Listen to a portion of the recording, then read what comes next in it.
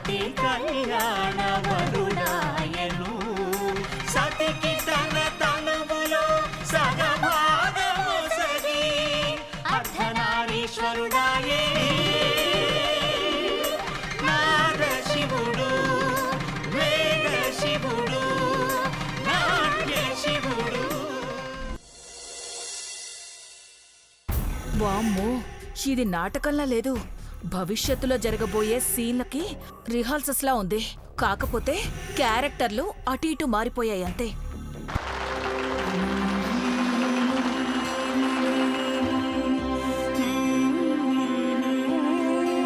చూసావాక్క, పార్వతి చెప్పా పెట్టకుండా ఎన్ని వేషాలు వేసిందో.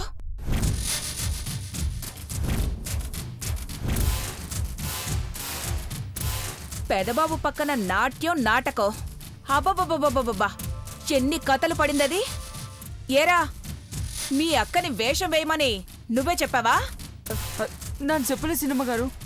వాణ్ణెందుకు దబాయిస్తావు బావాని? ఆ నాటకం ఏంటండి? అసలు క్లియర్గా చూసారా? మధ్య మధ్యలో కురుకు తీసారా? ఆ కాన్సెప్ట్ నాకేమాత్రం నచ్చలేదు. పెదబాబు పార్వతి నుదుటిన బొట్టు పెట్టడం ఏమిటండి?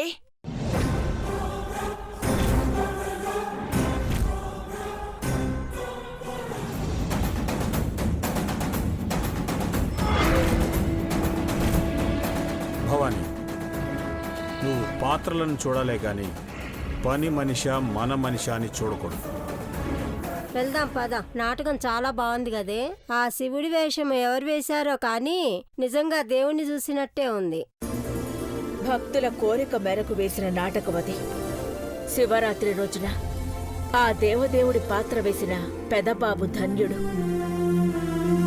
పార్వతి అదృష్టవంతురాలు.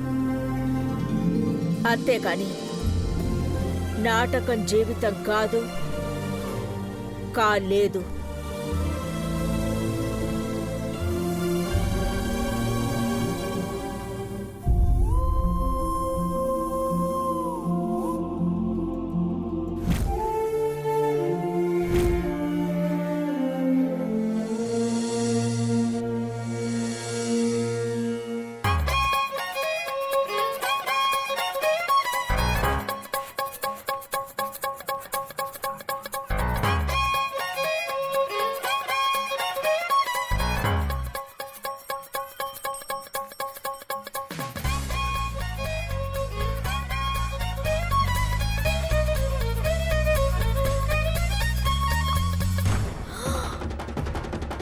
పుట్టినా మొగుడా, దొంగచాటుగా ప్రసాదం తినేస్తున్నావా? చెప్తా నీ పని.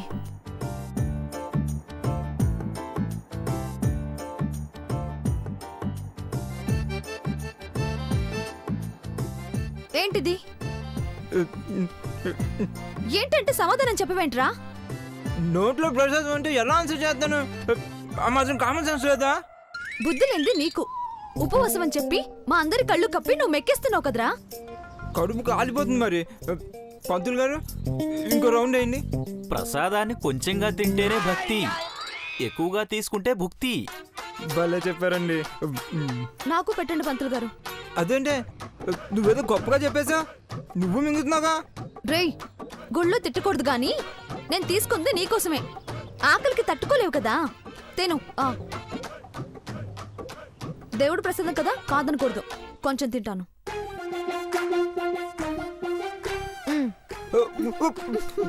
ఏంటలా కుక్ చేస్తున్నావు?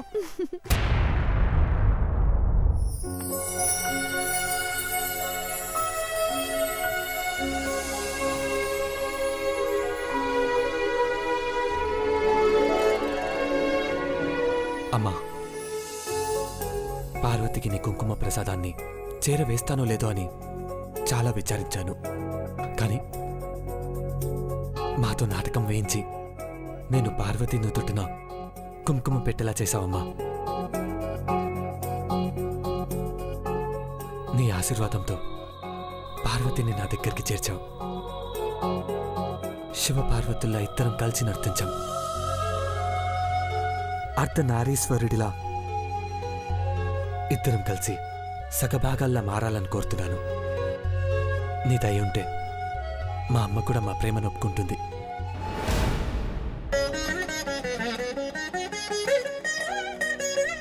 పవిత్రమైన ఈ శివరాత్రి రోజు నా ప్రేమ ఫలించేలా చూడమ్మా. ఇంతకంటే నేనేమి కోరను. నాకు పార్వతి కావాలి, అమ్మకు నేను కావాలి.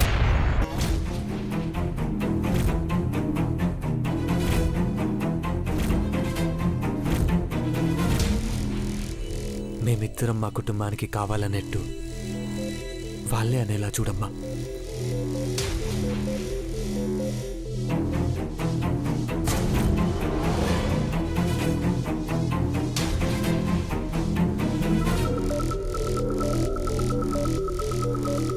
బ్రో, అమ్మవారిని అంతగా ఆరాధిస్తున్నావు, ఏంటి సంగతి?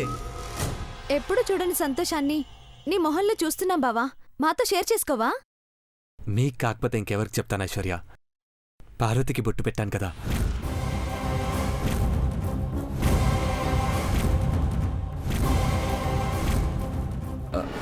అదే ఐ మీన్ పార్వతీదేవికి శివుడిగా నుదుటిన కుంకుమ పెట్టాను కదా. సాక్షాత్తు అమ్మవారికి కుంకుమను సమర్పించుకునేంత ఆనందం కలిగిందని ఆ అమ్మకి నమస్కారం చేస్తున్నాను. వెరీ గుడ్ బావా. ఇది కమిట్మెంట్ అంటే. చూసావా? ఇక్కడ బ్రో అమ్మా, నాకు తనకి తేడా లేదు. ఎక్కిళ్ళు వస్తున్నాయి బాబోయ్, అమ్మకి ఎగేస్తుందేమో. వెళ్దాం.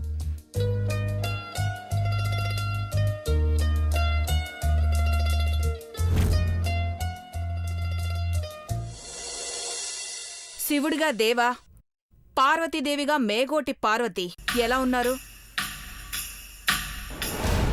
బావున్నారంటే మళ్ళీ మళ్ళీ వేషాలు వేస్తారు. ఆ నాటకానికి తెర పడింది కానీ పార్వతి ఆడే నాటకానికి తెర పడలేదు.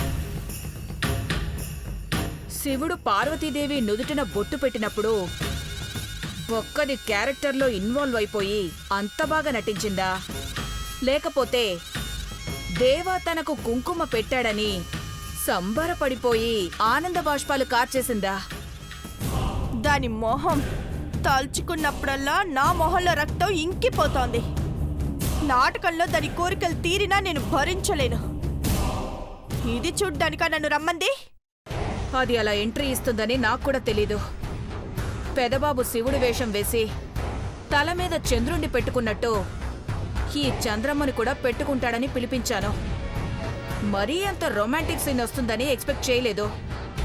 ముందు ఆ డ్రామా డైరెక్టర్ని తన్నాలి. చంద్రమ్మ అంటూ కాకమ్మ కబుర్లు చెప్పకు చీపురాంటీ.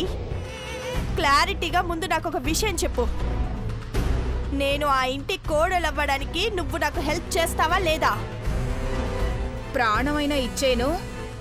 ఏ ప్లాన్ వర్కౌట్ అవ్వకపోతే చివరికి నీ ప్రాణాలే తీసేస్తానేమో. భయపడకు. నెక్స్ట్ ఏం చేద్దామో చెప్పు. రాత్రి జాగరణ పూర్తయి తెల్లవారాక దీక్ష విరమించేటప్పుడు సమస్యలన్నిటికీ పరిష్కారం కనిపిస్తుందని సిద్ధాంతి గారు చెప్పారు. అఖిలక్క దృష్టిలో సమస్య అంటే పెదబాబు డల్గా ఉండటమే. పరిష్కారంగా నువ్వు అఖిలక్క కంట్లో పడ్డావనుకో, పార్వతి నాటకాలాడినట్టు కాదు, డైరెక్ట్గా రాజమార్గంలో నువ్వు ఘట్టమనేని ఇంటి పెద్ద కోడలు అవుతావు. గన్తో బెదిరించిన ఆంటీ పెన్తో రాసి విజయపు ముద్ర వేసి నన్ను కోడలిగా యాక్సెప్ట్ చేయాలి. ఇప్పటికిప్పుడు నీ మీద ప్రేమ పుట్టడం కష్టం, కానీ నీ ప్రేమకి అడ్డు తగులుకున్న పార్వతి మీద అసహ్యం పుట్టేలా చేయాలి చంద్రమ్మ. ఇప్పుడే నాకు ఒక ఐడియా తట్టింది. హిమాలయాల నుండి పవిత్రమైన జలం తెప్పించారన్నావు కదా, అందులో విషం కలిపితే?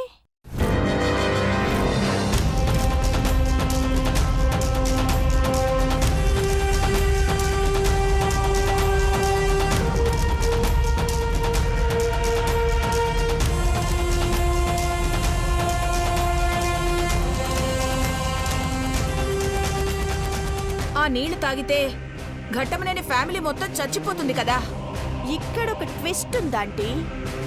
పార్వతి ఒక్కతే చచ్చేలా చేస్తాను. అదేలా?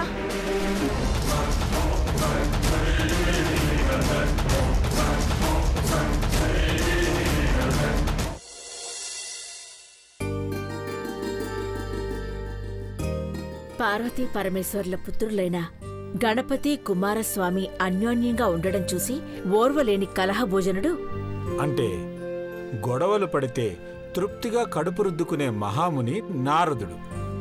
నారాయణ నారాయణ.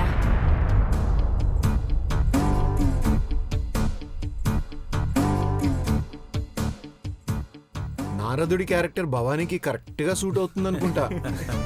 అంకుల్ అసలే ఉపవాసం, ఉడుక్కుందంటే గొడవలవుతాయి. సరే సరే, ముందు అమ్మ చెప్పేది వినండి. అమ్మ మాట జవదాటని ముద్దుల కొడుకు. నారద స్వామి ఏం చేశాడు చెప్పండి అమ్మగారు. సస్పెన్స్ తట్టుకోలేకపోయేలా ఉంది. చెప్పక్క. నారదుల వారు కుమారస్వామి దగ్గరకొచ్చి గణపతినే ఎక్కువ లాలనగా ప్రేమగా చూసుకుంటున్నారని ద్వేషం నూరిపోశాడు.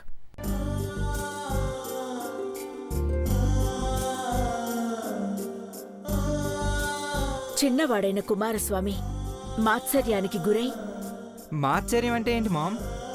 అంటే అసూయ, ఓర్వలేనితనం. కుమారస్వామి విచక్షణహీనుడై సిద్ధి వినాయకుడి దగ్గరకొచ్చి మనిద్దరిలో ఎవరు గొప్పో తేల్చుకుందామని, ముల్లోకాలను ఎవరు వేగంగా చుట్టివస్తే వాళ్లే గొప్ప అని బలవంతంగా పోటీ కొప్పించాడు.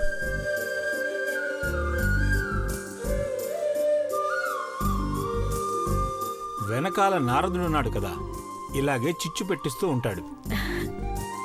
పెద్దవాడైన గణపతి సౌమ్యుడు. పోటీ పడ్డం ఇష్టం లేకపోయినా తమ్ముడి కోరిక మేరకు తలూపాడు. వెంటనే కుమారస్వామి తన వాహనమైన నెమలి మీద కూర్చుని దౌడు తీశాడు. పాపం బొజ్జగనపయ్య ఎలక మీద ముల్లోకాలు ఎట్టా తిరుగుతాడమ్మగారు.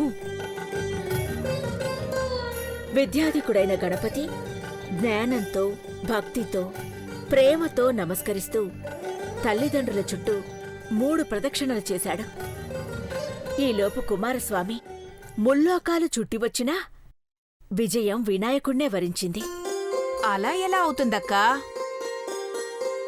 లంబోదరుడు గడప కూడా దాట్లేదు, గెలిచేశాడా? కన్న తల్లిదండ్రులే లోకమనుకున్నవాడు ఇంకెక్కడెక్కడో తిరిగి సాధించాలనుకునేది ఏమీ లేదు భవానీ.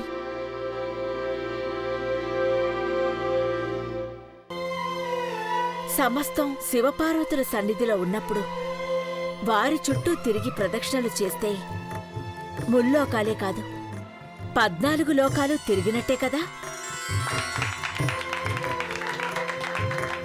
చాలా బాగా చెప్పావు మామ్. నేను బ్రో మాత్సర్యం అనేది ఈ జన్మలో రానివ్వు. ఆంటీ, మహి కళ్ళు చిన్నబడుతున్నాయి, నిద్రొస్తున్నట్టుగా ఉంది. కొంచెం హుషారవ్వాలంటే అంత్యాక్షరి ఆడాలి. ఆడదాం ఆడదాం ఆడదాం. అంటే నువ్వు పాడాలా? ఓ, రే, అందరూ పాడాలి. ఆ, అంత్యాక్షరి అందరూ ఆడదాం. బాబాయ్ నువ్వు చీటీలు రాయ్. అలాగే.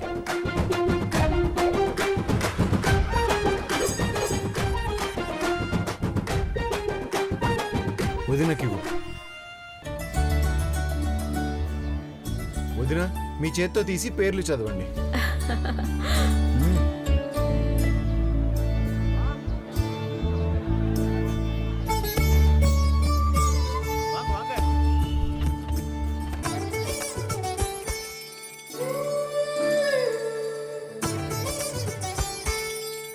ఎవరి పేరు మామ్?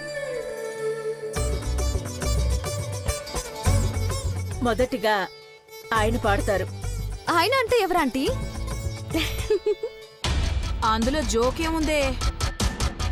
భర్త పేరు చెప్పాలంటే మాలాంటి ఇల్లాలకి సిగ్గేగా.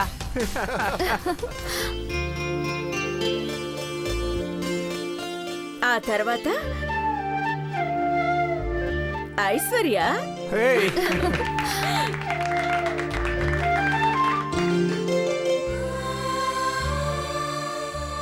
పార్వతి, హేయ్.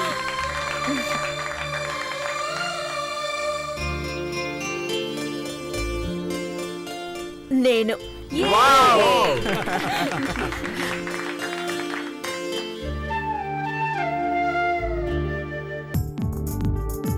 భవానీ వావ్ పిన్ని నువ్వే హే.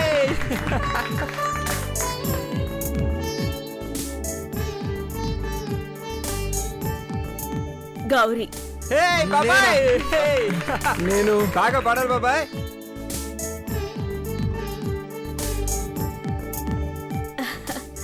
మహి నేనే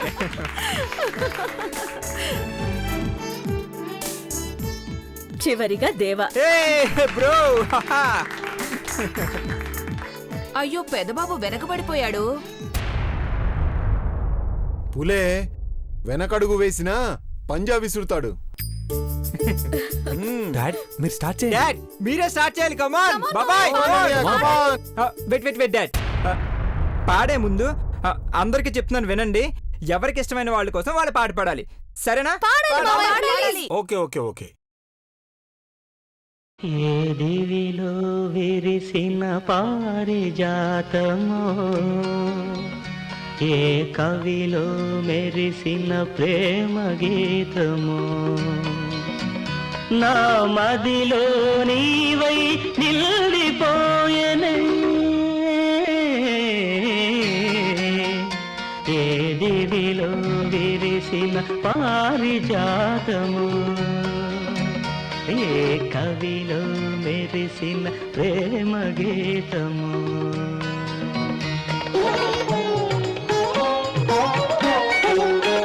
నీ రూపమే దివ్య దీపమై, నీ నవ్వులే నవ్య తారలై, నా కన్నుల వెన్నెల కాంతి నింపెనే.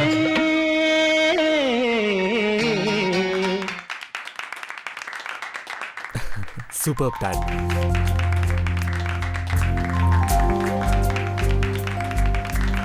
ఐశ్వర్య నీ అయినా నా అయినా పర్లేదు, పాడు. కమాన్ ఐశ్వర్య పాడు. పాడమ్మా. పాడమ్మా ఐశ్వర్య. పాడైషు. పాడమ్మా. నీ నవ్వే హాయిగా ఉంది, ఊసే కొత్తగా ఉంది, ఇన్ని నాళ్ళు ఇంత మాయా ఏమైపోయింది. నీ మాటే నా మౌనంలో, నీ శ్వాసే నా గుండెల్లో, నన్ను నేను చూసుకుంటా అచ్చంగా నీలో. ఏంటండి సారు, మీరే నా మీరు, ఈ ప్రేమలో మా ముద్దుగున్నారు. హో హో హో హో.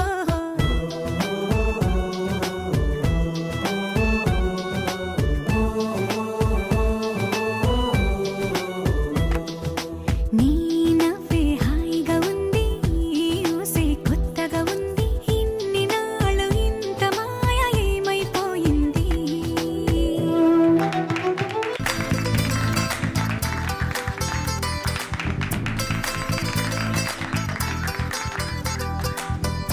వారే వా వే వచ్చింది. పార్వతి నువ్వు పాడవే. పాడు. పార్వతి కమాన్ పాడు, పాడు. పాడు పార్వతి.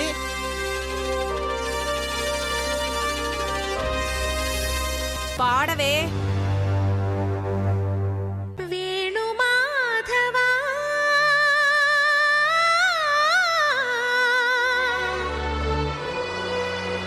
వేణు మాధవా,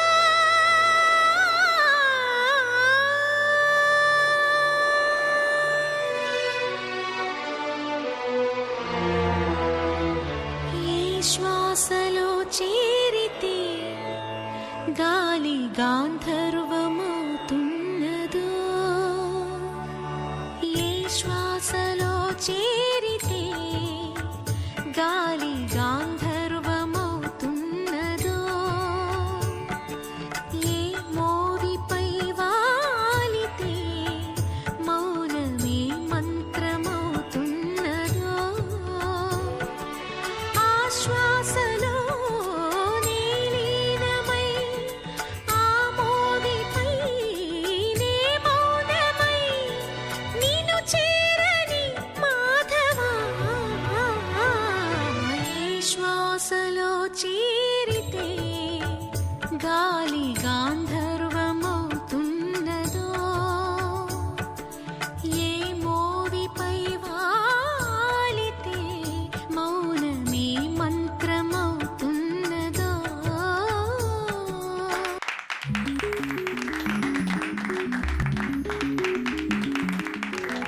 చిన్నబాబు చెప్పినట్టు తనకిష్టమైన వాళ్ల గురించి పాడే పాటుండాలి కదా. మరి నీ వేణుమాధవుడు ఎవరు పార్వతి?